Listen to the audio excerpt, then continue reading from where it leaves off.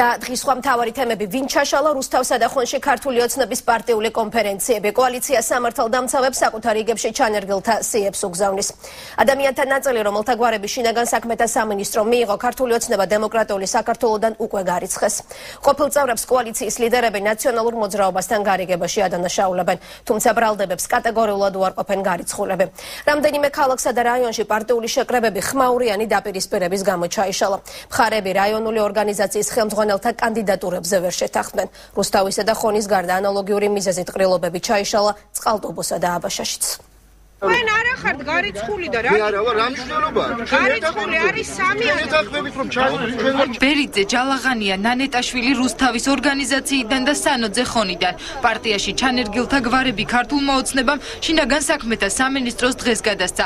სამართალდამცავი უწყება რეგიონების ადგილობრივ თვითმმართველობებში ბოლო 2 კვირის განმავლობაში მომხდარი ინციდენტების გამოძიებას უახლოეს ხანებში დაიწყებს.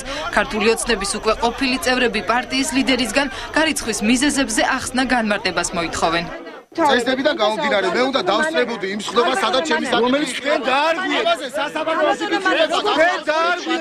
პარტიის ლიდერი მანანა კობახიძე რეგიონული ორგანიზაციების დაფუძნების პროცესში ბოლო დროს განვითარებულ მოვლენებს გამიზნულად მართულს უწოდებს. პარტიის ლიდერები ნაციონალური მოძრაობის მიერ პარტიაში ჩანერგილ პირებზე საუბრობენ. ჩვენ უნდა გავარკვიოთ ვინ არიან ეს ადამიანები და რასთან დაკავშირებით უწყობენ ქართულ ოცნებას პროვოკაციებს. ეს ჩანერგვის მეთოდი ახლა არ არის ნაციონალების მოგონილი. წლების განმავლობაში ეს არის პოლიტიკური ძალიან ბინძური ბრძოლის ერთ-ერთი მეთოდი სამწუხაროდ. სამწუხაროდ ჩვენ შტაბებში ასეთი ხალხი არჩევნებამდეც იყო ჩანერგილი. პარტიის პოლიტსაბჭოს წევრთა ბრალდებებს აბსურდულს უწოდებენ ნაციონალური მოძრაობის წევრები. გულს მწვეთს მათი ასეთი საქმიანობა, მაგრამ მეორე ეს არის მათი შიდა საქმე და იმ ადამიანების გადასაწყვეტია და იმ ადამიანების დასაფიქრებელია თუ ვისთვის იბრძოდნენ და ვისთვის იდგნენ ქუჩებში. განცხადების პარალელურად ოცნების ცენტრალური ოფისის წინ გამართული აქციის მონაწილეები რუსთავის ორგანიზაციის ხელმძღვანელის არჩევისას პროცედურულ დარღვევებს აპროტესტებდნენ.